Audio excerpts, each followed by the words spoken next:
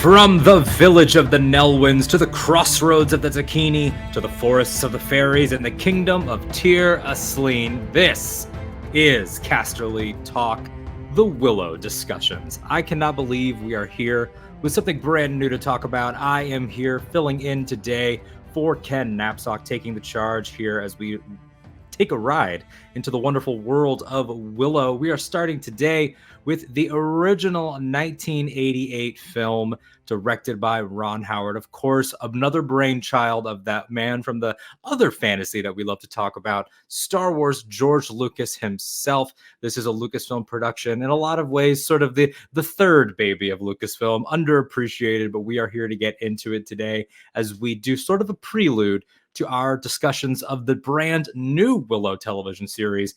I am so excited to be here, but of course I could not be here alone. No, I don't have Ken, but I decided to take my own journey, and I went and I found this mercenary locked in a cage on the side of the road. It's Nicky Kumar. What's up, man? I'm really thirsty, man. Can you hand me some of that water? Can I have some of your water, man, please? Val I'll Kilmer. take care of the baby. Yeah, I'm great. It's fun to be here. Fun to talk about Willow, something that's super new to me. So it'll be fun to talk about it. Absolutely. Yeah, this was an interesting one because I've seen Willow, including the rewatch that I did today, maybe 4 times at most. I know it's been a few years since I've seen it. I did not remember it well. I'm no Willow expert, so I wanted to do a rewatch. So it's a rewatch for me. That's why in our thumbnail I have it as revisit and discussion, because I'm revisiting it. This is your first time, so we have a little bit of a fresher perspective here as well. So you're going straight from Willow the film into Willow the series. There was no decades of waiting for you. There's no built-in nostalgia. You just watched a prelude to a miniseries that comes out at this time of this recording in a matter of days. Right. Yeah, it's definitely a different way we usually talk about things. You know, usually whenever I'm on Casterly Talk, I have a breadth of knowledge behind me in terms of existing worlds and stuff like that. But this is going to be an interesting, almost sort of like reaction in many ways. Just be like, oh yeah, I'm still processing a lot of the Willow things, but you know, for people who have been fans of Willow for so long, I'm happy now to make myself amongst you. You know, I can say I enjoyed Willow. It's a fun time, fun little movie. Very charming, also grim. Surprisingly, watching the beginning, I was like, oh man, I would have been messed up as a child watching this. There are 2 moments we'll get into it. One is the pigs. There's a few things where I was like, oh wow, I forgot that they kind of went hard here. There's things that because I think that as it gets built into our culture, you sort of like, Willow, it was Warwick Davis's other big George Lucas part, Mad Mardigan is pretty popular, especially for Val Kilmer as being a Hollywood star. And then if you know anything else, it's maybe like Sorsha. Like that's like sometimes she's brought up in things. I only know her from the clip of the miniseries they released where Ruby Cruz is like, I'm blah, blah, blah, the daughter of Sorsha. Daughter of Sorsha, exactly. So that was a weird thing too, where you're like, oh, I know she's going to have a kid. Yeah. I know that this prophecy that they talk about in the film, which we'll get into, the idea of prophecy, that Sorsha would turn good. It's like, that's pretty much like, okay, I know her kid, it seems like a hero, as we're looking at this now as a Willow franchise and not just one Willow film. So that was interesting. And just revisiting it now, having seen it as a kid, it blends, I think, very well. And this is not an insult. It's just, it's part of that Labyrinth, Dark Crystal, Princess Bride, Hook, Legend, like all of those mid to late 80s or early 80s, and, the crossover into the 90s fantasies. You know what it reminded me a lot of? And I don't have the year on this, so I can't say exactly if it fits in the bracket you're talking about, but it reminded me a lot of Dragonheart. You're with right maybe about like that. More of a funny spin or a skew than that. I think that had comedy, but like not quite as. It was definitely more adult. than So like Dragonheart is 1996, but you're not wrong about that. Like that's yeah. later than I thought. But you're by the way, Dennis Quaid, David Thewlis, Pete Postlethwaite, and Sean Connery. What the Dude, hell? Dragon Like Dragonheart went for it, man. Diamond. Dragonheart was a wild movie. Wow. Yeah. There's also like what's that movie with Rutger Hauer? Lady Hawk. Is that what it's called? I I don't actually believe know. it's called Lady Hawk, and that's 1985 medieval fantasy. Of course, the Borman Excalibur. There are lots of these, and I think Willow hits on a lot of the stuff, but it also has a lot of Lucasisms. He has Yeah. the story by credit, much like with Indy. It's like this is my brainchild, and then George puts together the team that'll do it. Of course, Ron Howard directing. This was sort of not the first thing that Ron had directed, and Ron had been in Hollywood since childhood, so he's no stranger. It's not like he was some newbie, but he's talked about this was the first time that he was ever given a final cut on a project. This is the first time that he was ever given the full ability to just go in as a real claim. My claim to fame is established. Now I'm just doing stuff. Sort of director, and George trusted him. They have their friendship going back to American Graffiti. Bob Dolman wrote the screenplay here, and you can sort of feel it's going to be really hard to not talk about Star Wars, especially when you get to Mad Mardigan, because he's essentially fantasy Han Solo in a lot of the ways. But you can sort of see how Lucasfilm was already developing, as this is their third thing. They had developed a flavor and a tone, a lot of shared themes. Obviously, you can't get away from a lot of the Tolkien stuff that happens in this movie, especially with the Nelwyns being sort of the insert small folk here, whether that's hobbits or Harfoots or dwarves, whatever you want to think of them as.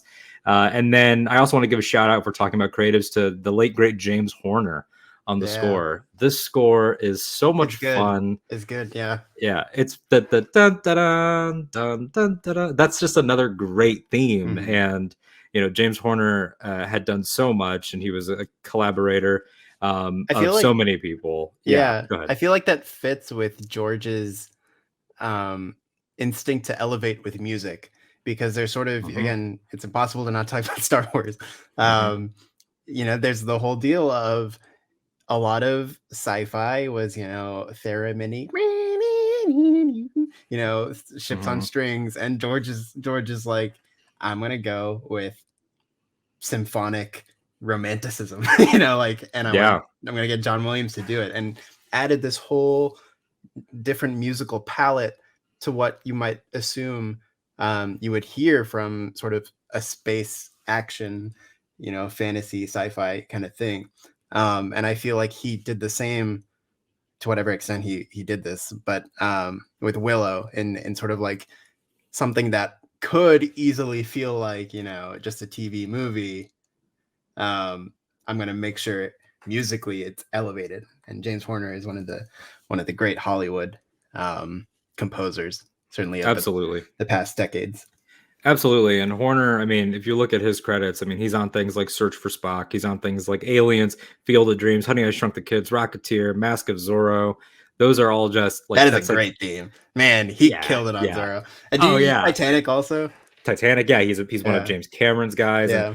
And, died tragically way too soon in 2015. And when you look at the Willow series that's going to be coming out, just as a fun note, as this conversation also serves as a little bit of a prelude, a little bit of a setup.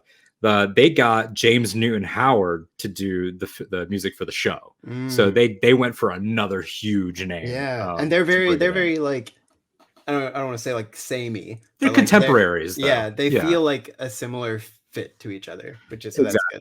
Yeah, so the musical identity there. So everything right off the bat, like this movie is set up to be very Lucasfilm, but it's also set up to be very accessible for fantasy fans. It throws a lot at you, starting there with you being a first-time watcher. We were talking briefly off air.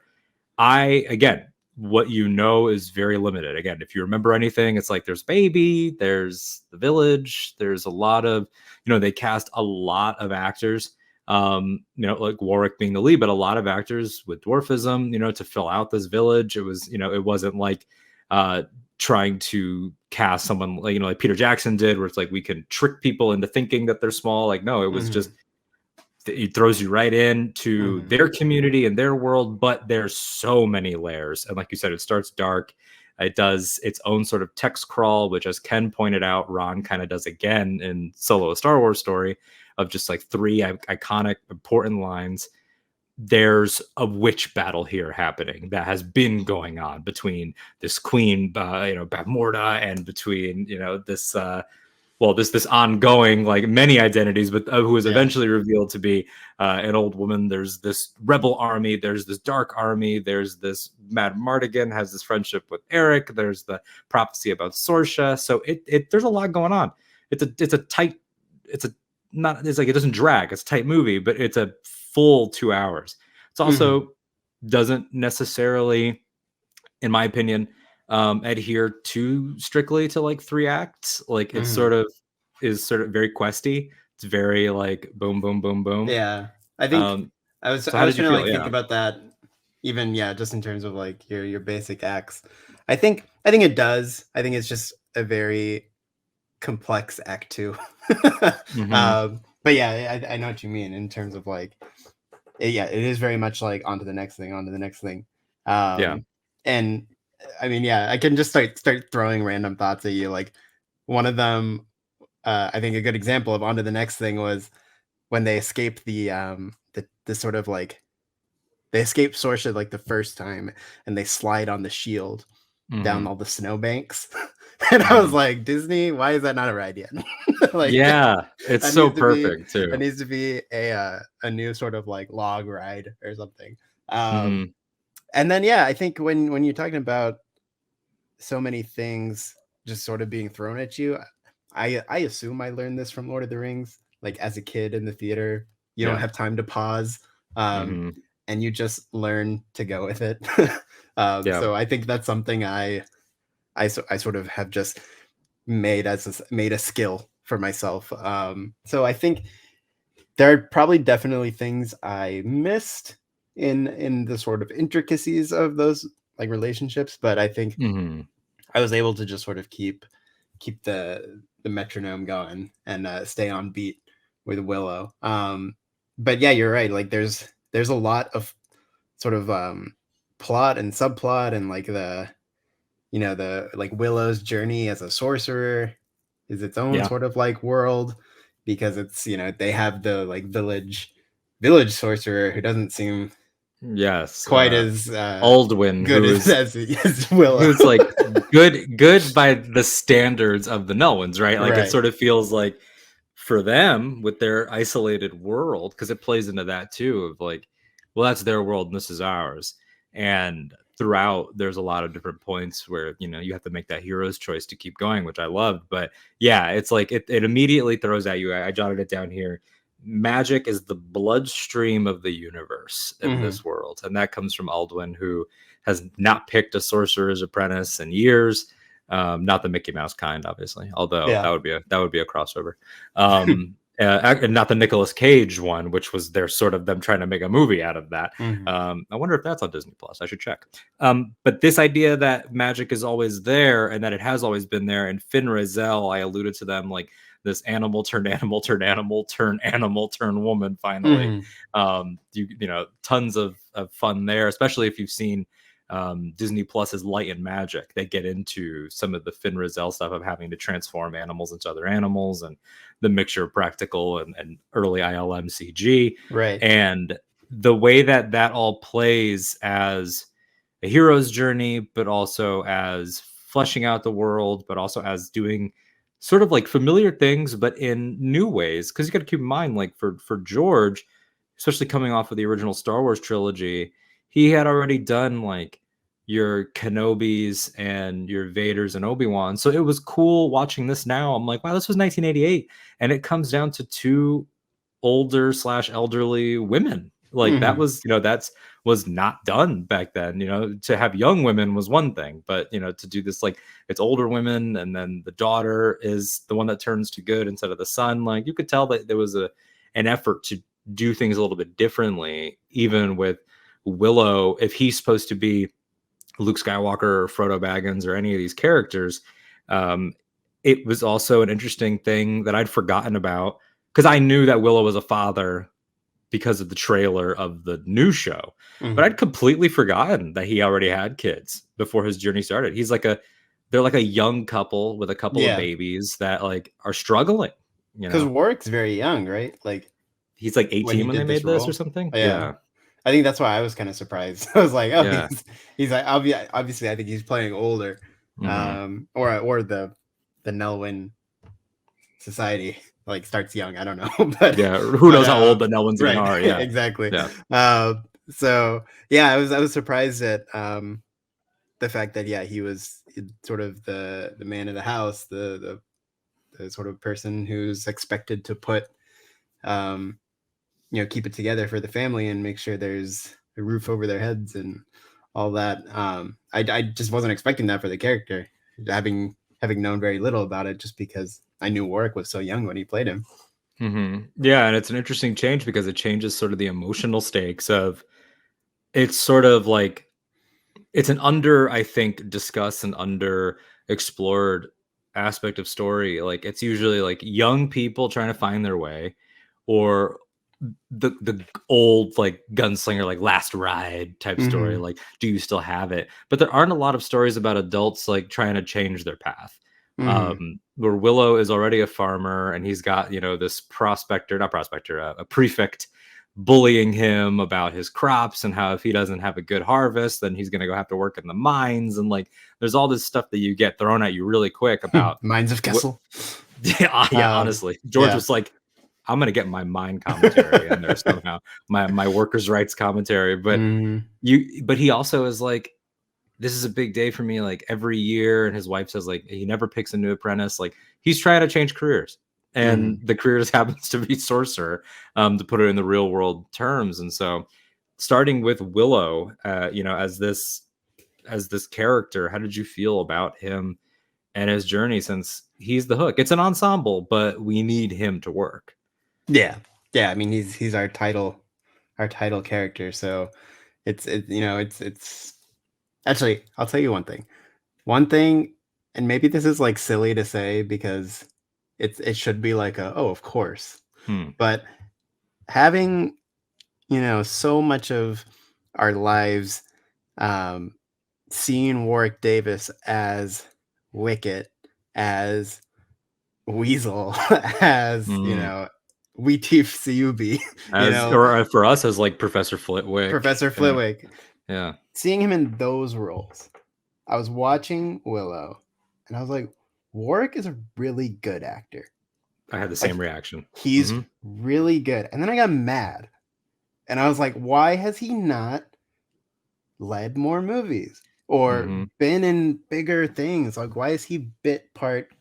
Okay, and then I got mad at Hollywood because it's Yeah. like, of course it's because he has dwarfism, and Yeah, it's prejudiced. Yeah. they don't value that, and it's like he is so good. Like he was like pretty much every beat of this Hmm. movie, he's doing great work, and so I think that was like a really sort of standout thing when I was watching this character go throughout. I was like, Warwick is very, very good.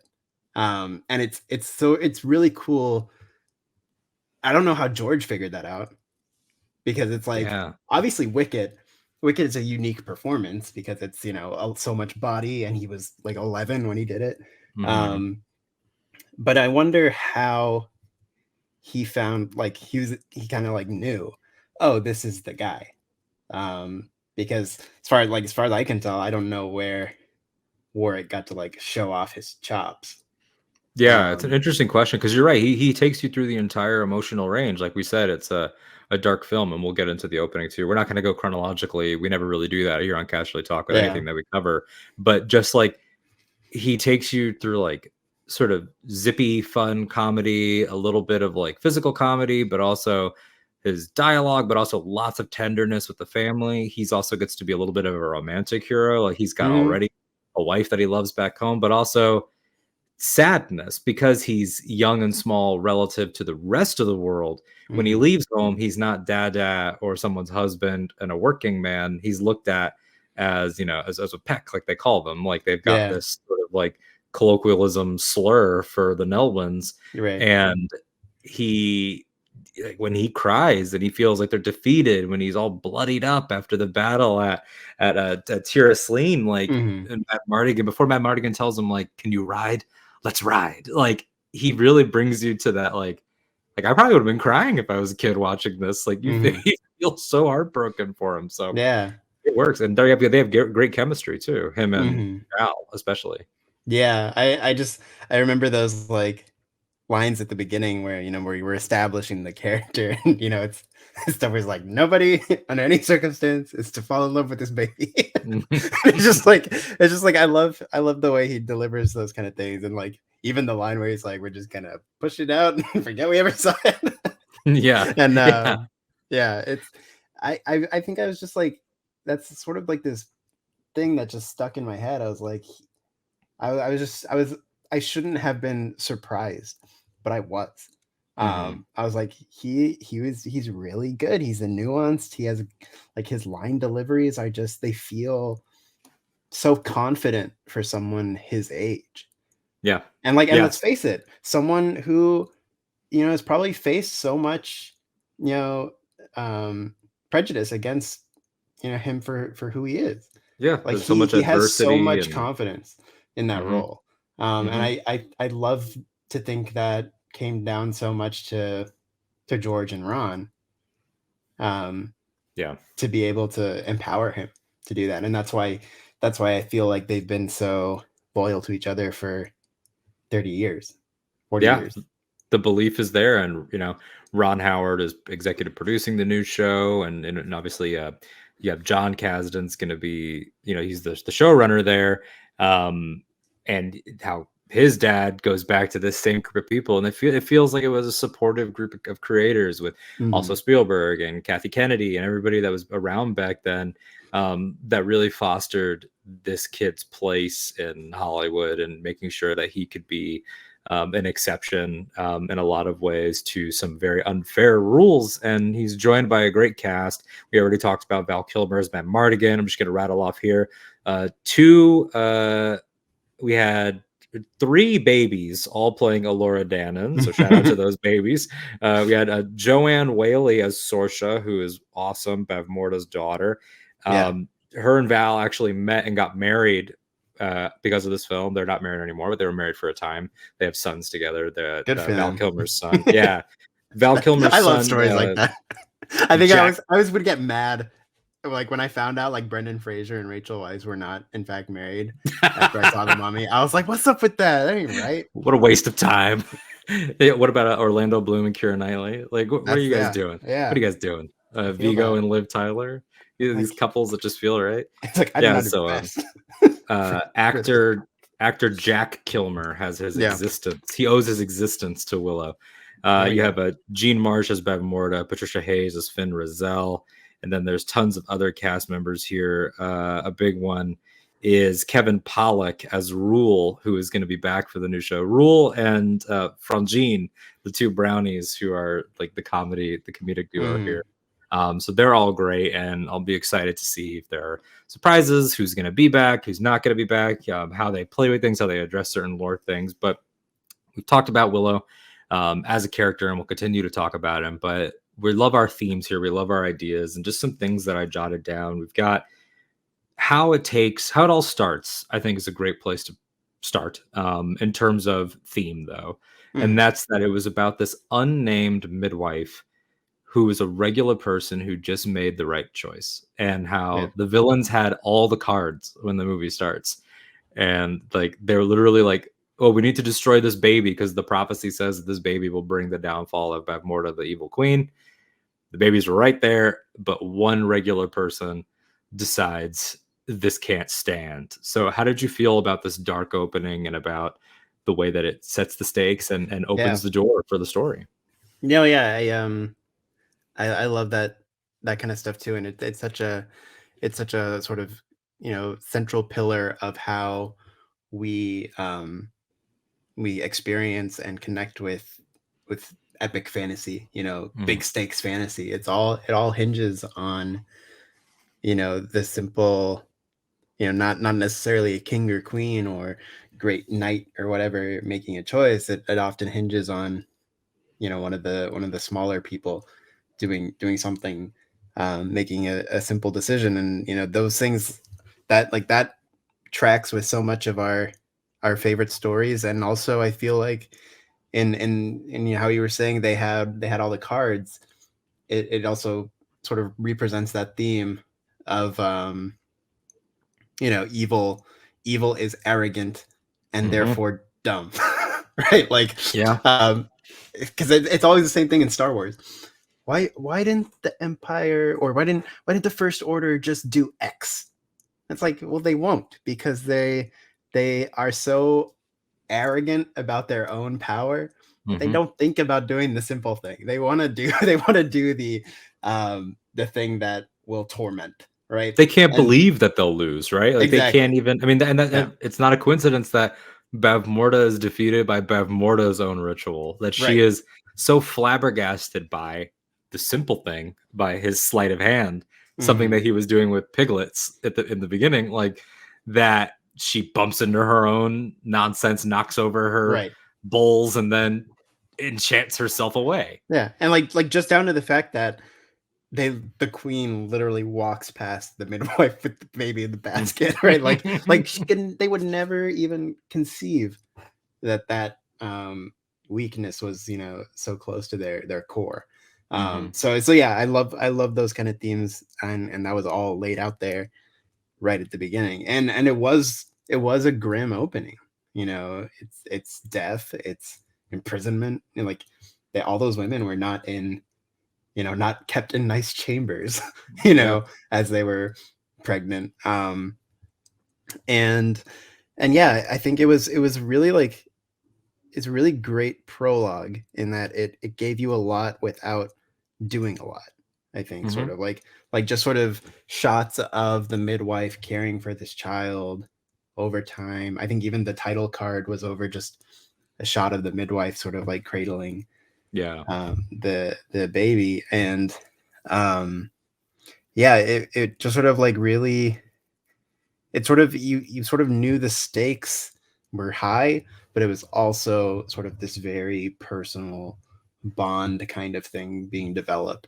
And then it gets the little whatever hunting pig dog rats. Oh, those I think they're Nockmar hounds. I think her entire land is Nockmar, is my understanding. Like her kingdom is Nockmar, the other kingdom is Tir Asleen, and Nockmar, I think, has like those hound creatures. But even that, like it's really nice for like 2 minutes, and then she gets eaten. Yeah, and she has to hope. Exactly. Very she has to choose to hope. Very Prince of Egypt. Very Prince of Egypt. Story of Moses and all that, and sending the baby down the river. Which is why when people say that Superman is Jesus, they're wrong. He's Moses, because that is 100% like chaos is happening. Danger is imminent. I don't know what's going to happen to this little creature that can't defend itself, except hope that somebody will make the right choice like I did. And to have belief in something. She doesn't know where the baby's going. She doesn't know where the baby's called. We don't know that until a fairy goddess tells us, who is Shalindria. There's a shout out to Adam Collins, who is a Willow expert, who I know will probably be watching. I will learn all these, I promise. Yes. Especially by the time the miniseries is over, I will have them down.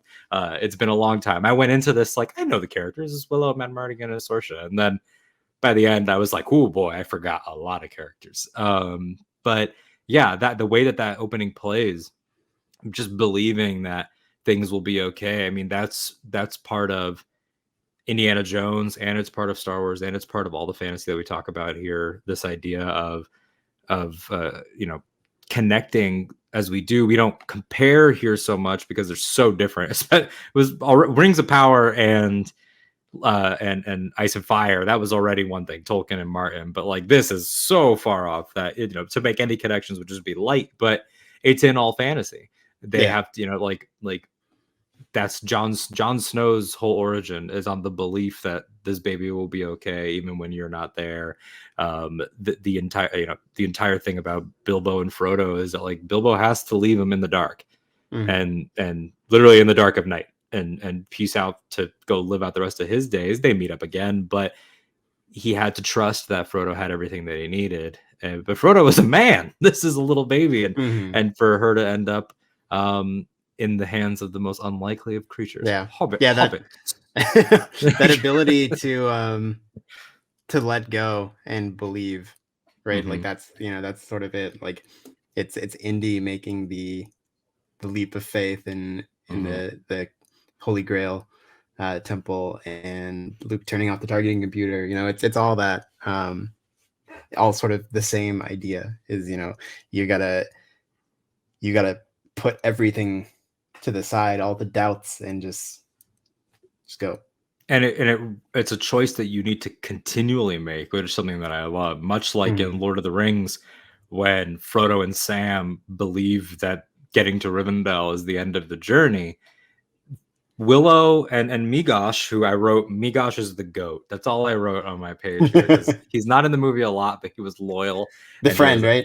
Yeah. He was loyal. He was a nice guy, and he was really cool. And he went the furthest with him. And then he went home and got to see him again at the end. But they get to the they get to the crossroads of the Dakini, Dakini, which is what they call big men and giants and all that. And they're like, well, we did it. Let's just give it to the first person that rides a horse by this road. And no, a hero has to keep choosing. And there are several points in the story where Willow could have quit. But also fate is at play here. Magic, as we know, is the blood of this entire mythology of this world, of Willow's entire Earth or Arda or whatever this world's called. There might be a word, because I know that there are Willow novels. I have not read. I think it's pronounced Wales. Okay. Well, I thought it was Wallace, but okay. Wales will do. I was looking up the filming. It's like most of it was filmed in a quarry in Wales. Oh, that's fun. That's great. Yeah, I saw in the credits it was like New Zealand unit. Like there was like probably just like tiny little things. Maybe the snow was one place. I don't know. But the idea that is revealed to Willow when he gets to the forest with the brownies and the fairies, that Shalindria tells him, like, you're gonna get this wand and you're gonna go here and you're gonna go find Rizal, but you should know that, like, this is not arbitrary. It's not by chance. Like, this baby chose you. This baby wants you to be the guardian. She likes you. She has a name already that has predestined this baby is going to be the queen. There's all this stuff. So it's like much like Star Wars, the Force does not possess people and make them do things, but it gives them opportunities, little nudges. Qui-Gon gets to Tatooine and he thinks this kid might be a virgin. And it's like, but he still has to be the one that orchestrates, the roll of the dice. And this baby, which I love that we're revisiting Willow in the wake of the Mandalorian, because of how similar it is of like taking care of someone in your charge that can't communicate and anything, but still clearly has feelings and opinions. And Alora Dannon as a baby wants Willow to be the one. I think it's so beautiful to see that his potential is confirmed before there are any actual events that confirm his potential. Like he doesn't like cast a spell and then the baby chooses him. Right. The baby chose him before he'd done really anything, before he even messed up a spell. Yeah. Which I think is really cool. And again, just so many great sort of like, just like fantasy vibes, right? Like it's like the Sorcerer's Stone or Philosopher's Stone, rather. Like it's like, that ability to, for that object even to just know the person, right? And sort of, the way Dumbledore worked that particular spell into, it's about the heart or whatever. It feels so right, and it's so classic in that it's about who you are, not what you are. It's about you don't have to be Willow the wizard to be powerful. You don't have to be Frodo didn't ever get to like any sort of position of like great status. I don't even think I need a Tolkien scholar to correct me. I don't know if he was ever even like mayor of Hobbiton. I don't think he ever took those kind of roles. I know Sam did. We'll need to call up Rachel, but yeah, I mean you're right. Like Frodo, like what great deeds does he have? I mean, he's ring bearer. That's aside from being ring bearer, Yeah. he has no great kills. He has no great magical moments. He has no great like feats. In fact, he loses, which we've talked about a lot, in his direct path.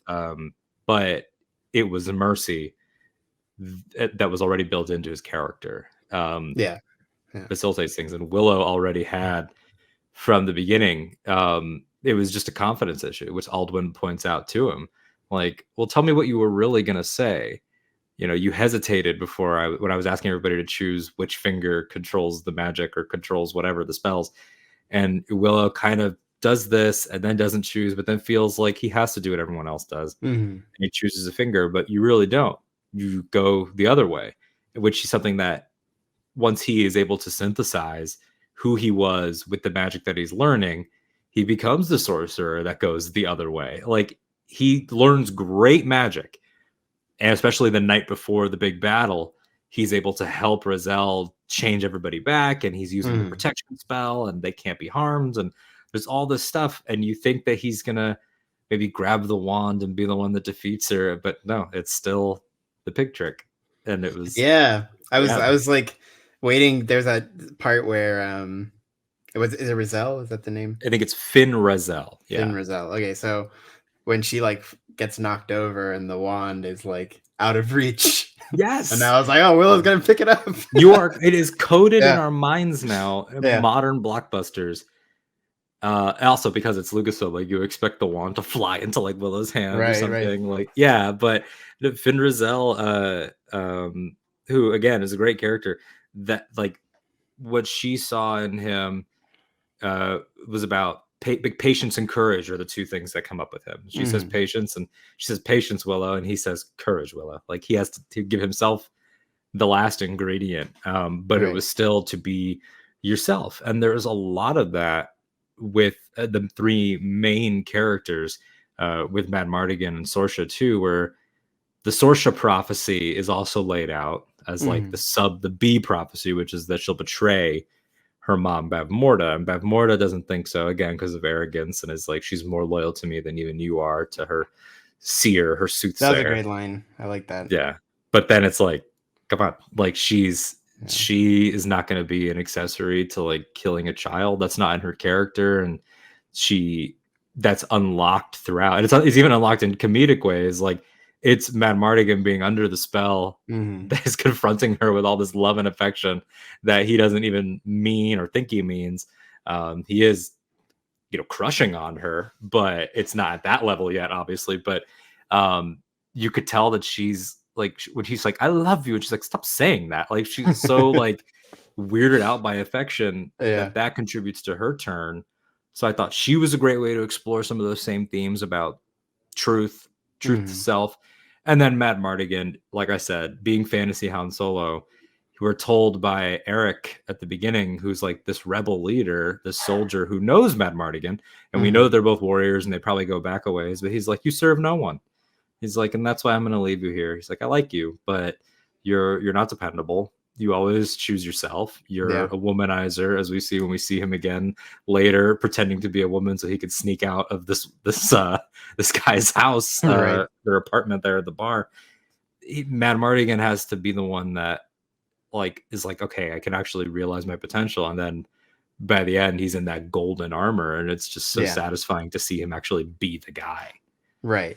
Yeah, and it was also very cool to sort of see his prowess, you know, because it's a predictable thing for somebody who comes across as a sort of like smooth talker, just kind of like tries to trick his way out of every situation, to not live up to what he's saying. When I can't remember if he tells Willow, I think it must have been Willow, where he's like, or the like other guy, the landlord, for lack of remembering his name. When he's like, I'm one of the greatest fighters ever, greatest swordsman in the land. And then it was kind of a fun moment when Willow's like, oh, you are pretty good at that. Yeah. He was not lying. And the way that he even, like, again, so much of it is about synthesis. Like, what are you supposed to be in terms of roles? Like, his role would be hero, knight, whatever. But he is able to implement some of the roguish qualities too. Like when they have to defend Tir Asleen, just the two of them, Mhm. he's setting all these traps and he's using the environment against them, and he's like using trickery and combat prowess at the same time, I which knew is I really loved fun. this movie when he catapulted himself. It's so good. It's such a great moment. It's so much fun. Yeah, this movie has really fun pulpy action like that, like him catapulting himself, him rolling down the snowy mountain enough that he becomes a snowball and like Yeah. is crashing into the wall. The way that they fight the trolls, and like of course it's like it's got late 80s like some stop motion, but also some Mhm. like rotoscoping and stuff. So it's got a charm to it there if you appreciate that sort of thing. Um, but yeah, a moment that I loved is the way that he beats Kale, sort of the Bavmorda's main general. He Mhm. like stabs him once, stabs him again, and then he has to like basically kick a sword upward and get him to fall into it is what Right. finally finishes him. Very creative in those ways. Yeah, I think something I really enjoyed specifically with his character, I feel like the script always chose, it's like something happened, we need a character moment, and it's like, video game where you have like the dialogue options. So you're like, Mm-hmm. it's gonna skew it attitude wise, and I feel like they always chose the charming option. Like Yeah. there's just so much like good dialogue where it's like I can't even remember it now because so much of it is still sort of going in my head. But there are just like little lines of like, um, just responses to things that felt like, so it was very endearing. It's like it's just a very endearing script for Mm-hmm. its characters, and it did that a lot with him, and especially when it sort of establishes him as this character who you don't want to trust, is just trying to get out of his cage. He loses the baby like as soon as they give it to him, It's the like, worst. and it's like you're just coded all the way, um, to not trusting him. I love that part where they're like, "Oh, we'll go this way," and he's like gets mad. He's like, "That's the way I'm going." Yeah. And so there's like all those little things, and then when it's like, "Oh, it's time to start believing in him," and knowing he's part of the team, I feel like they just made really nice choices to where you can be like, I like him. I like him not in just a like he's fun way, but he's also good Yeah. and can be trusted. Yeah, and I think that the friendship between him and Willow is so organically fleshed out. Hmm. It's hard not to think of Han and Luke, but it's like the way that they sort of begrudgingly are like, okay, I guess you're all right. Oh, okay, I guess you're okay too. And there's all these moments that build until finally it circles back around, and Eric's like, well, you serve no one. And he says, I serve the Nelwyn. And Hmm. it's like, I love that as a that's great moment. that's great. It's like I choose. You're right. I don't serve some greater thing. I'm not part of the army, but I choose friendship. Like I'm not Hmm. gonna lay on him and this baby. I love that you said Han and Luke because now I'm thinking literal farm boy into wizard. Yeah, and I mean, it's not and wrong. this is an agriculture, Willow, and this ain't dusting crops back home. Yeah, this is war, not agriculture. Yeah, This is wow. I didn't even realize it was that spot on. And then a rogue turned general. yeah. Um, Nice, George, George. Nice. George. I And see you, George. also I was thinking, in terms of sort of like the story impetus around the this baby, right? Hmm. That itself reminded me as like a precursor to like the ending of the prequel, where like Yeah, the fate of the world is decided on these infants that now must be saved and go into hiding. And so I like the idea of George sort of playing with this idea of, oh, the most important thing to anybody here is a baby. yeah, and we're fighting for the future, and Hmm. it's not like the baby is just gonna like via magic like boom transform like suddenly a queen. Like no, she's a baby. Like what we're fighting for is the hope, the opportunity to have a better world 20 years from now. Hmm. You know, when she comes of age, like she is still this baby. She just was born with this little birthmark tattoo that signified her as being a Loredan, and that. But all that means is that we need to give her the chance to grow up. and to make choices and to be the type of person that will do these great things that we've heard she'll do, that the fairies and the brownies and these other people, Yeah. like Finn Razel, think that she will do. And we get the idea, just based on the sorcerer stuff, that prophecy, we can put some stock into it, into this world, and we'll see what happens in the Willow series. Is Alora Dannon going to be a queen that we get to see and deal with in the events of the limited series? I'm really excited to see where that goes, what ramifications there will be. In terms of other ideas, though, I mean, there's all this stuff that happens in terms of having to accept change, and it's hugely represented through Finn Razel, of course, who, when we first meet her, is trapped as some kind of, I thought she was a squirrel or sugar glider. I looked it up. Finn Razel is a brushtail possum when we first meet her. Obviously, of course. I mean, our zoologist friends would know that, but yes, 100%. Our zoologist friend, Boop, shout out to Boop. Yeah. But the brushtail possum then turned like crow, and then ostrich and turtle and tiger. But what she says is that the most important word, I believe it's like loctoire, is this is the plea for change. And she emphasizes that because that's the one that Willow can't remember. He's like, I can't remember the middle word. And that stuck out to me because they're walking around in chains. That's where you get the wholesome moment where Matt Mardigan puts him on his shoulders and like won't let him get dragged by the horses, which is like great, just like visual storytelling. But that idea of accepting change, I think, is so key to everything that George is saying. It's key to a lot of the stuff that happens across the entire Lucasfilm catalog.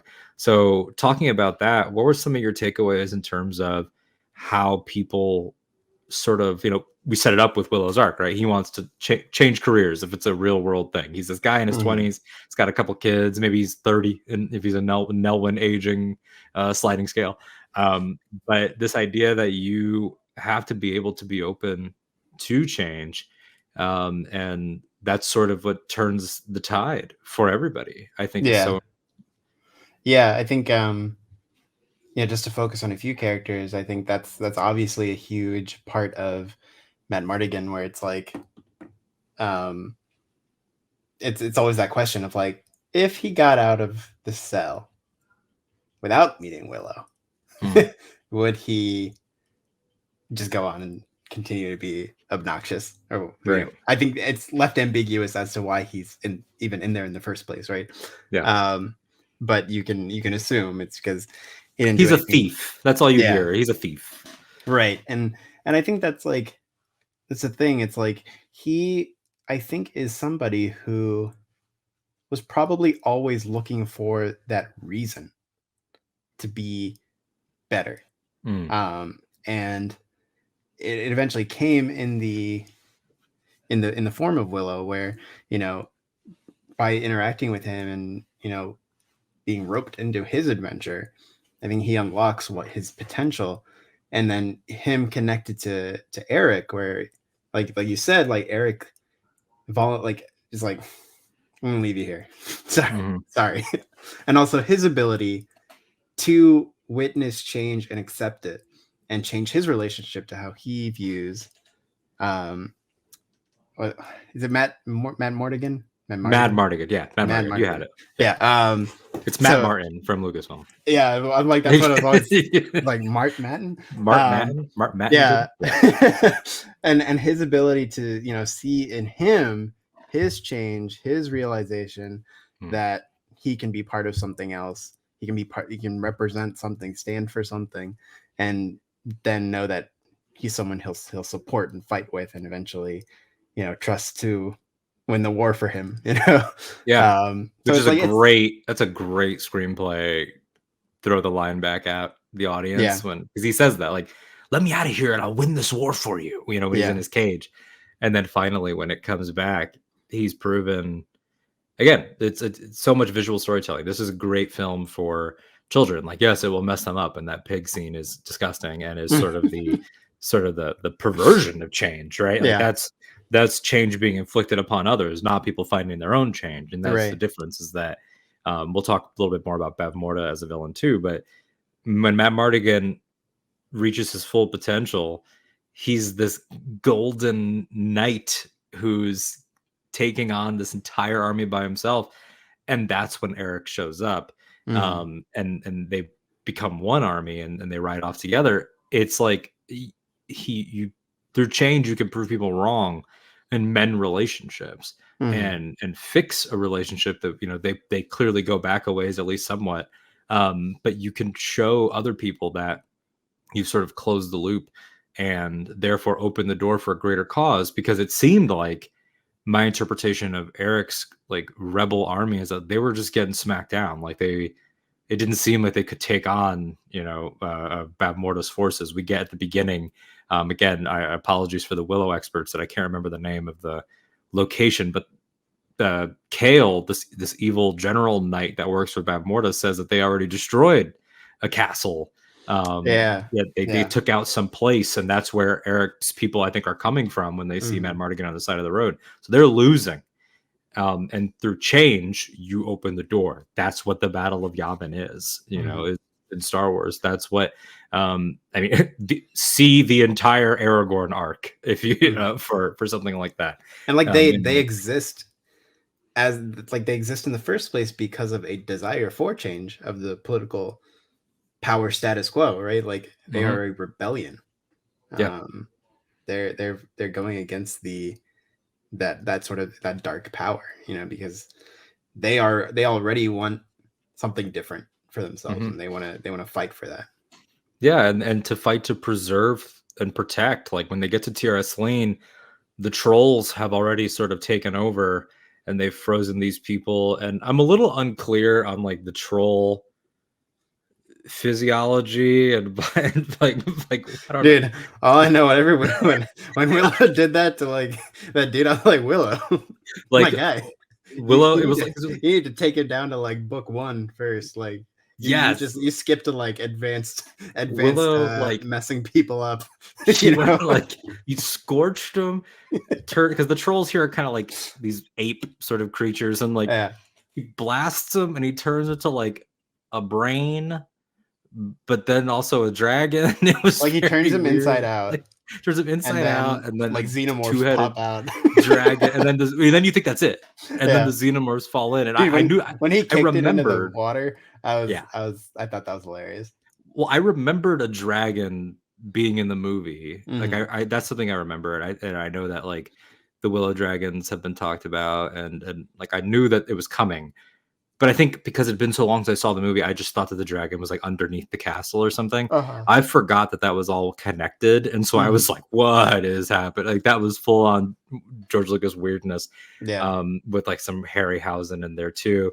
But, you know, talking about those changes again, Bavmorda, I mentioned it, the pig stuff, the perversion of change. Like Bavmorda, much like Palpatine, much like a lot of these villains across fantasy, is mortified about change, about losing power. She's desperately trying to hold on to things. She forces all these warriors to turn into pigs, but that's not the first time she's done that. She's the one that got rid of Finn Razel and turned Finn Razel into that possum and left her on that island because she was afraid of losing power. She's paranoid. And I thought that it was a great way to do some of those classic themes again, but to show that some people are, like at any point she could have, if you just made the other choice, like who's to say that certain things, because like, yeah, prophecies seem to be true, but it's not like it's so hard and fast that like letter of the law, everything will happen. Like we were told Tir Asleen had a great army, and that wasn't true. We were told that Tir Asleen would have this king and queen that would look after her, and like maybe they were frozen by the trolls. It's kind of sort of unclear as far as the events of this film are, these people that would have taken the baby in. But Sorcerer's turn isn't like, I turned, I'm good, and now I'm going to kill you, Mom. Like, no, she just tries to say, like, I'm not going to kill this baby. Don't do this. Like, there's still wiggle room to make the other choice. And I'm sure if you had, just been nice, this baby would have grown up and maybe not destroyed you.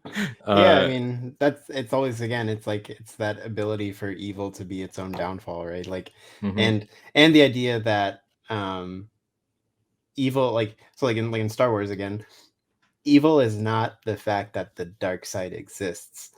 Evil is the fact that people will use it to pervert the natural world, kind of thing. Yes. Right? Like it's again, like the dark side itself is a natural part of the life system. And it just, again, that's what it kind of reminded me of like this witch who, it's like it's not that she can wield magic that, like, makes her evil. It's that she's an evil person with that ability, right? Like it's sort of, again, not to say, or rather, like you were saying, maybe if she, yeah, like didn't believe in this thing that would take her power away, her ability to make the world worse, to use magic to turn people into pigs, and all that. It's like maybe that, they could have lived happily and there wouldn't be witch beef going on. And it's again just this idea of like the same power is used in order to, it's like, yeah, like light side, dark side, it's all the force. Yeah. Right. And the idea that just people using it for different purposes to make things bad. And that, you can always choose togetherness. Like if you acknowledge that, then what do you do with that information? And we've seen sort of how George felt about it, and we've seen how other creators like Ryan Johnson and other people that have picked up sort of the Lucasfilm torch have felt about the things that they've been doing. Last Jedi is a huge one of Luke describing like, yeah, there's death and decay and everything, and that's what he's trying to teach Rey. And Rey starts to express all the good and bad that she's feeling. And Willow along this journey sees tons of good and bad.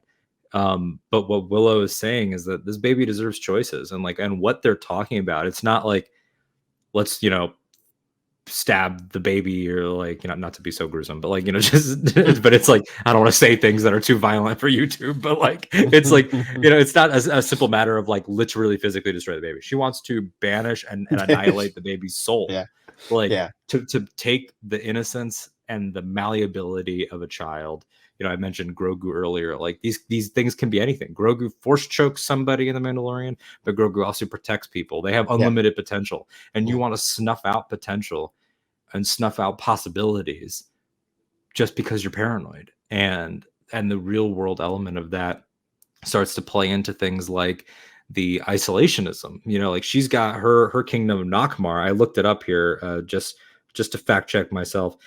Eric is from Galadorn, and Galadorn is what was destroyed. When his army is going by, it's like her solution for things is, well, I'll just destroy all the other kingdoms and that'll solve the problems. And it's like, well, then what's left? That's the stuff, to reference another thing we talk about here, that's the Queen of the Ashes stuff. And it's like, there's no growth there, there's no learning, and you're going to try to be a husk of yourself. You're not even realizing that. And that's sort of what happens with Palpatine. And if you look at the way that the literal Nazis in both Last Crusade and in Raiders, and evidently in Indy 5, all of the ways that they are trying to attain power outside of the stuff that they were literally doing historically, it's all, well, we can be the ones, and we'll just, try to snuff everybody out and just make sure that only we can have this. Right. But togetherness is always the answer. Yeah. Doing things alone is never the answer. And so that all the ways that this movie explores that, from Bavmorda all the way down to this guy, I looked him up, the leader of the village council, Burglecut, the prefect, like, who just bullies him because, they even say like, I don't know enough about the real world elements of like dwarfism to know if this was a truth that Warwick faces, but for the purposes of Warwick in this film, like of Willow, they say he's small even by their standards. And Burglecut is bigger than him and older than him, and picks on him and doesn't think he can be anything more, laughs at all of his stuff. And someone you should definitely not stand next to either. Yes. Oh yeah. This dude, he gets the throw up. He's a drop hazard, Bird poop. Great gags. Good, just like old school, like you can't not chuckle at it comedy. Right. but he again is a funnier way of amplifying that theme. It's like if you saw him as just this farmer that could never be more, and how wrong you were if you had just encouraged him, like my boy Migosh. Yes, Migosh, had to double check my notes there. Then things might be different. And I love that Willow doesn't. It's not like there's a. I feel like a more maybe 2000s 2010s movie like Willow would have gotten like his comeuppance on him, but Willow doesn't even need that. Like when Willow returns home, I love the symbolism of like he's carrying his wife's hair with him, and he comes home and he just reunites with his family. And the movie just goes out on that. It's not like, and suddenly there's no resentment to his past. Yes. He doesn't think he's like, there's no resentment, but there's also no like, and now I have the power. Like, it's not like he gets back and it's like, you're the sorcerer now. Like, no, he's just dad again. But he has all this, now he has the confidence, it all comes back to that, which I thought was a really elegant way to wrap it. We don't do zoom out and just credits roll endings anymore. That doesn't happen. That's such a late 80s 90s thing, which I love. Definitely. And I feel like, I don't know if you feel the same, you could speak to it, but I feel like largely this movie ages pretty well. Like technical and effects and stuff we could talk about nitty gritty any day, but like comedy and like themes and tropes, like even the stuff that is like could in the wrong creative's hands get weird, like Mad Mardigan under the love potion or whatever, like is still funny and endearing. It never gets uncomfortable or inappropriate. I thought it was pretty funny. I was like this created simping. Or the love dust. Rather. Yes, it was simping. Yeah. And just like, and this was the genesis point for a whole generation of of like that trope of like, oh, she's bad and I like it. Oh yeah. Well, I just love that before he's affected by the love dust, which has a different name. I forget what it's called, but it's the brownie magic. They show that like he's at least like physically attracted to her, but also acknowledges that she sucks and she's evil. So like that's the starting point. Like, oh, I'm really attracted to this person. Like he says, like, I like your leg, or I'm looking at your leg. I would like to break it. Like he's like trying to still be threatening. And she's like, whatever, and she like kicks him, and their back and forth I think was very funny, and you could see the chemistry. And again, it's a comedy scene, but like I said earlier, she's being confronted with affection that she doesn't understand, and it sits with her. And then the next day, he doesn't remember saying any of it, and she's repeating it all back to him.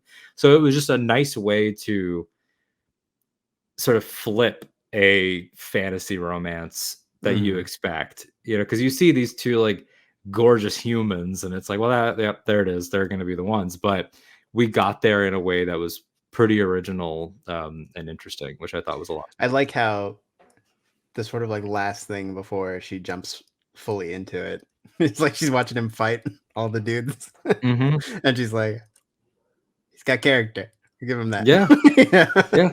He's got a lot of heart. It's the Han and Leia of it all, of like this moron, this idiot, but he can't help but be charming, the way that he sticks up for people, and the way that, again, like Willow being so open-hearted, like there's no questioning of her once she makes the right choice. The dark side, Beth Morta's crew, they're all shocked about it, and it's this betrayal. She's a traitor, but the good side accepts her. Finn Rizal, everybody, and again, it comes down to this final battle, this theme of smallness versus bigness, and because it's sword and sorcery fantasy, there's not as much of the George Lucas like organic and natural versus mechanized, but there is a lot of the classic fantasy small versus big, in terms of, even if it's steel on both sides, it's rocks and magic on both sides, the weaponry is the same, but we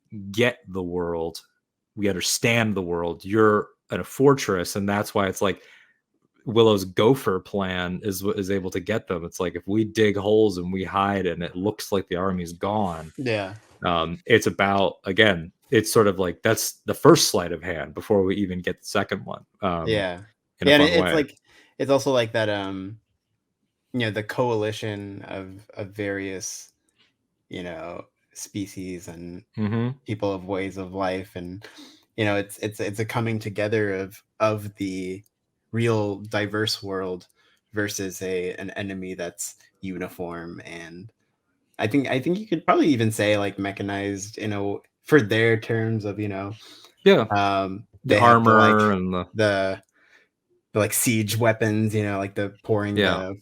the boiling sort of like tar and stuff on, um like they have that on, like as evil, they have those sort of things as opposed to like this natural world.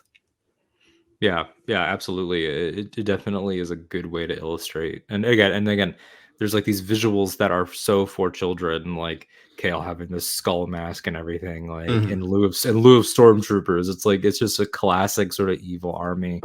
And you know, as we start to wind down in the conversation, I just think that the film does so much in its runtime, and it just feels very complete. And obviously it's not. We're doing this conversation as our little prelude to our ongoing coverage here on Casterly Talk of the series. So it will go on and we will see what happened to this world. But this, I think I remembered it, and it has that reputation of being like, oh, it's the other thing Lucasfilm did. But now it makes me want to go back to sort of like these optimistic fantasies. Like we talked about it off air. When you finish this movie, Disney Plus is like, now that you watch that, you want to watch Princess Bride? And you're like, yeah, Yeah, I do. yeah. Yeah, I really do. This is the type of thing that doesn't get made a lot. And I Hmm. think having revisited it now, and with it being your first watch, and you could speak to this too, I get why someone like John Kasdan, who was a kid for it and who was there and whose dad wasn't like literally a part of it, but was part of that group of friends, why that would stick out to you is like there's stories left to be told there, because this Yeah, is I can't Willow's believe it's not been journey. touched. Like, Yes, and like yeah, again, yeah. we gotta acknowledge the books, and we don't know if the books are canon anymore. How that's gonna Are they legends? be Legends Willow novels? Legends, the Yeah. Willow EU. But it's like Luke at the end of New Hope, he wasn't in like a lightsaber duel, but he does the thing, and Willow does too. But similarly to New Hope, it's like, okay, but I still didn't get to see him like be a Jedi yet. Like you Hmm. still have that with Willow. It's like I love this, but she just got the spell book. Like it Hmm. has such as like a not a cliffhanger, but it feels very. I can't wait for the next book. Hmm. And now and to think that so many people just never got anything else for Yeah, so long. incredibly open-ended. Like not in Mhm. terms of plot, but like in terms of like what is life afterwards. Like do Matt Mardigan and um Sorcerer, Sorcerer. like, yeah, do they raise the girl? Like Yeah. like we don't know. We Well, don't yeah. actually know. Is this king and queen? Are they Yeah. gonna? What happened to the people that were frozen by the trolls? What happened to Tirasleen? What happens to Drakmar or Hmm. Nakmar? Like, is that gonna be like a redeemed? Like, they're gonna make it less goth? Like, what Yeah. happens Yeah. to? Do the Nelwyns now not? Are they no longer isolationist because of maybe they'll be accepted more? Are we Right, gonna right. like? There's all kinds of stuff that happens. You know, what happens to Eric's rebels from this Hmm. fallen kingdom? Like, what happens to they make you think that they killed off Roselle, and then they didn't, and then she Hmm. she's getting choked out, and I'm like, oh my god, she's dead, and she physically got choked out on screen, and then she's like, oh hey, oh my god, I survived that. Yeah, Mad party, bro. yeah. Yeah, no, I think that's sort of the sort of baffling thing, and maybe it goes back to my earlier being mad. Oh, why has Warwick Davis been shoved to the side? Hmm. There It, should have been a you know, Willow trilogy there in the should have been 90s. more Willow, absolutely. And it, I guess, and again, it's like it's not like now makes it right necessarily, Hmm. but I am glad it's happening. I think it's a very smart move on whoever's involved, the Kasdans, um, Kathleen Kennedy, Lucasfilm in general, like whoever just it's like, yeah, let's stretch our wings as a studio. Um, we don't have to do just Star Wars. I mean, one of the last George Lucasfilm projects was Strange Magic Hmm. and Red Tails, and like, you know, this ability to say we can be more than just this, just Star Wars. but like I really do think that's an undervalued aspect of Lucasfilm. And when they had that that new book series, I can't remember, Children of Blood and Bone. Is that the right one? They had the Children of Blood and Bone. They actually, it was Disney on their had slate. them. Yeah, Disney Yeah, had that book, and then Disney let that book lapse. yeah, and it got picked up elsewhere, and which was unfortunate because it's like yeah. that could have been the fourth thing, you know. Like, And Rick Famuyiwa was attached to it. I know, and also like I say fourth thing. There are people that are gonna actually, we know Lucasfilm did other things. They did Howard the Duck. They had Radioland Murders, American Graffiti, THX. Like, yes, they had other stuff. George had other stuff, but the franchise ones, the family ones, the big three. It was Star Wars, Indy, and then Willow was like the redheaded stepchild of the, you know, it never got the appreciation. Willow was what the cool kids watched. Yeah, you know? Honestly, like like I get it now, and like having, again, when I say I've seen this before, like I have, but there's so much that I'd forgotten.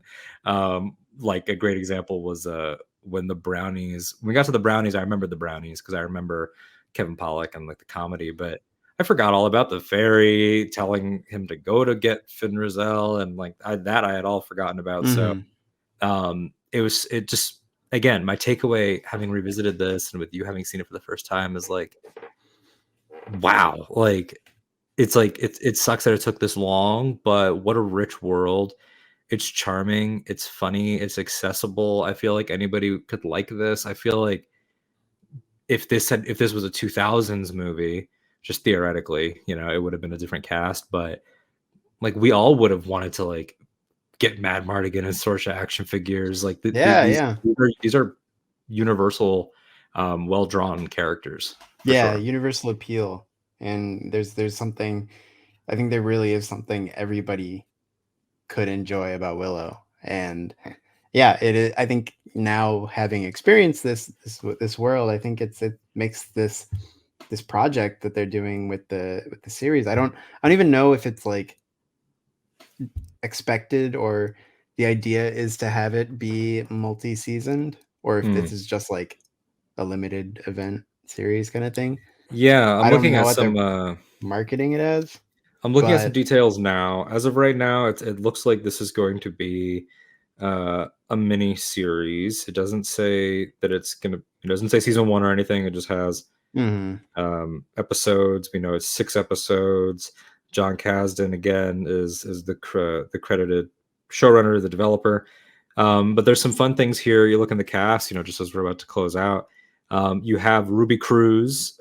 Whenever I hear Ruby Cruz's name, I think of Warwick Davis saying it because of that video. Where he's that's like, a cool name. Oh, Ruby Cruz. That's a cool name.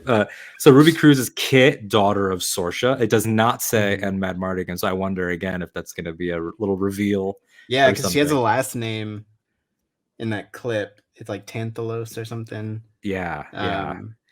But right here in the cast list, it says Dempsey Brick or Bryk or Breek. It's Bryk. Dempsey Brick will be playing Eric, son of Sorcha, her twin brother, named after Eric. So like, how cool is that? Like, there's a little bit of legacy stuff happening there. Sorcha's in the show, obviously. Joanne Wiley coming back. Warwick's own daughter, Annabelle Davis, is playing Mims, the daughter we see in this movie, but now grown up.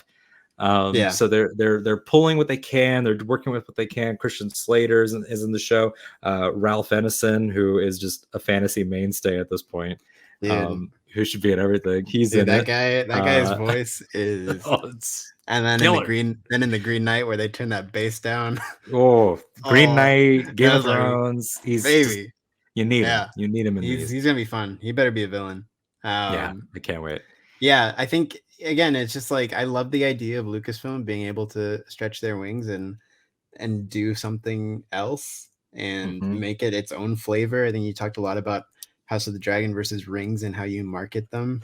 And I feel like Willow, even independent of fun family fantasy that Rings can be, I feel like Willow even finds a different angle on that, and just sort of like this very sort of, it's like, is aspirational the word? I'm not exactly sure, but like just this idea that it can be, and like this isn't meant to like belittle in any way, like just casual. Like Yeah. just a good casual fantasy adventure. Like it has like clear lore depth, and they could go super deep. And Lucasfilm has relationships. Obviously, they have Disney Press, they have Del Rey. It's like, yeah, give me the Finn Rizal Bavmorda novel that does the whole back. I'll read it, but like it is accessible, because even though Rings of Power, like to flush out what you were saying, for anyone that maybe is new to Casterly Talk or is catching up, whatever the case may be, we welcome you and we're glad you're here. I'd said repeatedly that I firmly thought if I was at Amazon and I was marketing Rings, I would lean so hard into the family friendly, because that's the one card. If this is business, and it is, it's not, as they say, it's not show friends, it's show business. That's the one card that HBO can never play. They can never, even if the Dunk and Egg show comes out, it will still probably have sex and violence and things that they cannot do, even with their lighter fare for that world. The Rings show, Rings of Power, that ring, that ring thing. Yeah, that ring thing we talked about for a few weeks. Rings of Power, I think, succeeded at being something that everybody could watch. It got scary at times, but so does all fantasy. But it was super involved, and a lot of people, even said maybe too methodical. And you can go back and check out our discussions, and we're not done talking about it. We will continue to cover it and explore it as the months go on before season 2.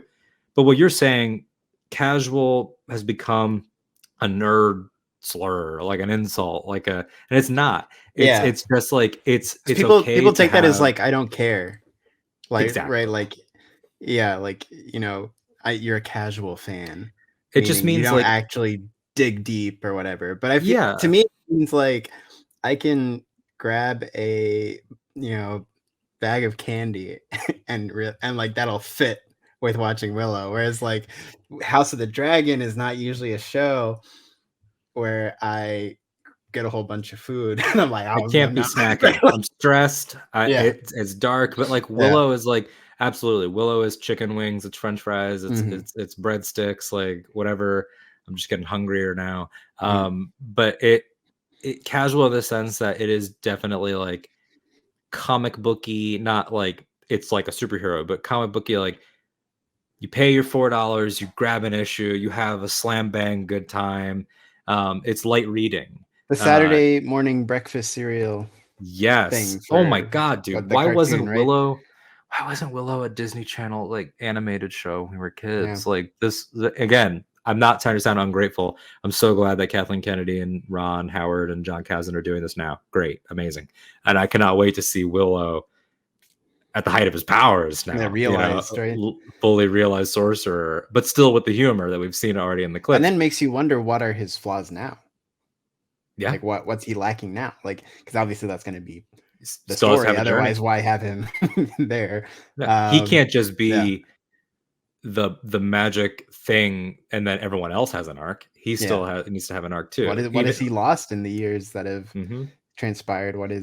Even if he's Gandalf, quote unquote, to use or if he's Dumbledore, if he's this elder statesman of the gang, which you get the idea that he is, because it's like young heroes that find him. That doesn't. Those characters still had depth. They still had something to do. We see his daughter. Did he lose a son? I don't know. Did he lose his wife? With those two examples of Dumbledore Gandalf, at the beginning of the story for the heroes, their sort of corresponding trait is they're absent for so much of it, right? Like so much of why Frodo and Bilbo and even Harry in his early years, it's like Dumbledore's there, Dumbledore's watching. When they need him, he's gone, and then he's there at the end to let's unpack that. Then Gandalf, he's like, you two go. I got famous some stuff for leaving. Famous for leaving. Just the Hobbit is entirely almost him just saying, okay, I got places to be. You guys just keep going east. 100%. I'll find you again. And I feel like Willow can't do that here, right? Like he's got to be part of this journey. Like they seek him out to go. Yeah. And he's, in that little clip, he's like, we got to go past the sea and, blah, blah, blah. Yeah. And so, it's going to be really interesting in how they ride that line of who is he as the sorcerer, but also what is he like? What is the depth that's being added to his character, and how does that inform this new cast? And it's a very exciting young cast. Yeah, People very you've excited seen. for. Ruby Cruz was Mayor of Easttown, really Oh, okay, sort nice. of well sort of received show. I Aaron think Kellyman, Eric Kelman was in something. Can't yeah, remember what it we've was. seen her in maybe a couple things. That, by the way, we keep referencing this video. If you have not watched, just DM me or Nikki. There's this video of the Meet the Cast that they did where they're all at like a picnic table, and Warwick walks around. It is so funny. Mm-hmm. He deadpan tells Eric Kellerman that he doesn't remember her, that he never watched Solo. It's so funny. So yeah, but with all those things, to loop it back into the movie before we close, what is this original film? If we had to boil it down, there's a few different things: confidence, finding your potential, embracing change, but it's taking care of those in your charge. He realizes that the baby picked him. The baby's in his charge. Mad Mardigan realizes that this little guy Willow can't really defend himself. Like, he's sort of in his charge too. And then Sorcerer realizes that sort of everyone's in her charge because it's her mom that is the problem. And so I think with that sort of being a thesis for Willow, going to the place of young heroes need you now is sort of the perfect thing, because we are about to play in the show, in the world, play in the show that is set in the world. That's a sentence. There you go. We got there. We got there. That is the world they fought for in this movie. Yeah. Like, because again, the queen, sort of like the prophesized queen, is an infant. So whatever great future that Elora Danan brings about is way down the road. The show is going to be the thing that explores, like, okay, who are the heroes of the world that Willow and Mad Mardigan and Sorsha and Eric and everybody fought for? Here it is. Like, this is what is the better kingdom look like, and what new foes are going to try to disrupt that better kingdom, and how much of a sequel is this going to be? We don't really know. Is this another Willow adventure, or is this truly Willow 2?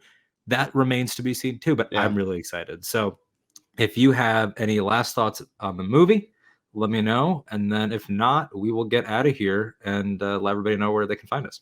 Yeah, I think just to sort of wrap it all up, the experience was one I'm glad I finally got. It's one movie that I'm looking forward to at some point going back and watching, probably after the series. Maybe I'll go back and watch the movie and just sort of like be able to synthesize it all really well. But yeah, it's one of those things now where it's like I was excited for the show to happen and be something that gets people either to rediscover this world or find it for the first time. And now I'm just like, I'm ready. Like now it's like, it's something you put on the calendar, that November 30th. Let's start watching some Willow. So yeah, I'm glad for myself now that I have something to say I'm invested in. I'm invested to go watch this now, as opposed to just see how it is. So yeah, that's an exciting thing. Willow fans rejoice. We're gonna have a cool moment now with Warwick Davis, and he's earned it. Absolutely. So earned, long overdue, well deserved. I'm excited for everybody. I'm already excited for I don't want to rush through the show, but I'm already excited for the Disney Gallery Willow, where I know I'm going to cry seeing him in the costume again for the first time, because that's got to be so surreal. Because again, like we talked about, part of the beauty of this role is that he wasn't a goblin, he wasn't a teddy bear, he wasn't any of these things. He was him, and that makes it like, yes, he got to be Wicked again in Rise of Skywalker, which I love, and he got to do that with his son, which is awesome. But he didn't get his, here I am, I'm a little grayer now, but it's me, the same way that Harrison did, and Mark and Carrie, or any of these people that are reprising their old roles. This is his moment. I'm so excited for it. And I'm excited now that it's fresh again in my mind thematically to see, oh, okay, like I can't wait to put on the first episode and say, yes, that makes me feel just like when Mad Mardigan did this, or makes me feel like when Willow did this, or oh wow, it's so cool to see the way the Nelwynds are doing things now, because there is a little bit of evolution that's been hinted at in the trailers. Like you see like a flamethrower and like a couple other things. Like technology is a little different now, and so it'll be fun to see how the world is explored, and to come back to this conversation 2 months from now and see how much it not changes the movie, but how it might recontextualize the movie. Mm-hmm. Yeah, I was just gonna say, like, that's one thing I'm gonna do when this this recording is ended, because I'm gonna go watch the trailer and see how much I pick up on. Because now it's just there's a whole different layer of context that I just have added for myself for it. So yeah, exciting times. Absolutely. So Nicky, why don't you let everybody know where they can find you, and then we will get out of here. Absolutely. If you want to check me out on Twitter, you can find me at Niquitius. This is the first time I've said this. If you want to find me on Hive. What? Hive, there we go. Hive, I'm at Nictopher, Nictopher. Maybe I should have kept them the same, but we need a little change every now and then. We got to be open to change. Yes. So you can find me on Hive there, at that handle. You can find the Imperial Senate podcast, Twitter and YouTube, and wherever you get podcasts. You can listen to the One Done Film Club, which we do with Alden, at One Letter N Done Show on Twitter and podcasts as well, and also Rewatch Between Worlds on Octo Radio. Yes, Octo Radio, Star Wars podcast. That's where we do our Rewatch Between Worlds, our Rebels rewatch. That's where we have all the interviews, our other programming. Got some High Republic stuff coming out right now. So that's all AHCHTO Radio for our Star Wars talk. You can find me personally at that Alden Diaz on Twitter, Instagram, TikTok, kinda. I'm barely on TikTok, and Hive, which is as I said, and some other people have said, Hive is the Valinor of social media right now. It's peaceful, it's just vibes. Everybody's having a good time, so go check it out before it becomes corrupted by a billionaire. And then you can find, of course, again, One and Done Film that we do with our friend Reed Devaney, host of the Babble Bubble, where we revisit different franchises. That's going on. Ken, again, could not be here for this Willow film rewatch, but Ken will be joining us throughout the exact number of episodes that Ken will be with us for is vague, but like he's going to be on the first one. He's going to be watching it. Trust me, Ken knows the movie. As he's joked, like Ken is now like his partner is a redhead with a sword. Like this movie definitely impacted him in a lot of ways. So Ken will be joining us again. You can follow him on Ken Knapsack all over and go to his website. All of that's linked down below to keep up with our fearless leader as well. If you go, let me see if I can get it right. There you go. Boom. Casterly Talk up there. If you're looking on YouTube, I'm pointing at it at Casterly Talk on Twitter. Casterly Talk is also on Hive. I don't think that we've set it up fully there, but you can give us a follow and we're going to get that going as well. There's a QR code on screen to support. If not, if you're listening on the podcast side, you can look down in the links. Support us everywhere. We're going to continue to talk about Lord of the Rings, continue to talk about George R.R. Martin's vast world of Ice and Fire. Game of Thrones rewatch is supposed to be coming back soon. I want to say December. I don't have an exact date. Not going to make promises, but that's coming back. When it does come back, it'll be Mountain versus Viper. So people can get excited for that one, for some trauma as we continue our Game of Thrones rewatch. And then we'll have more discussions on Rings of Power, House of the Dragon. And of course, Willow is going to be weekly. We're going to have some great guests, some people that have already reached out to us. I know Molly Damon from Star Wars Explained is loving it so far. She's gotten a sneak peek at some of the episodes, and she has just been so excited about it. So definitely look forward to lots of familiar faces, new faces. Nicky and I will continue to be there. It's going to be a fun few weeks to end the year. And again, what a great time for fantasy fans. And that's what we're all about here. I love that we can say the sentence, we're a channel that covers House of the Dragon, Rings of Power, and Willow, because those things all share things, but God, they could not be more different. Yep. And there's plenty more out there too. So hit us up with your fantasy recommendations, and we will catch you next time right here on Casterly Talk.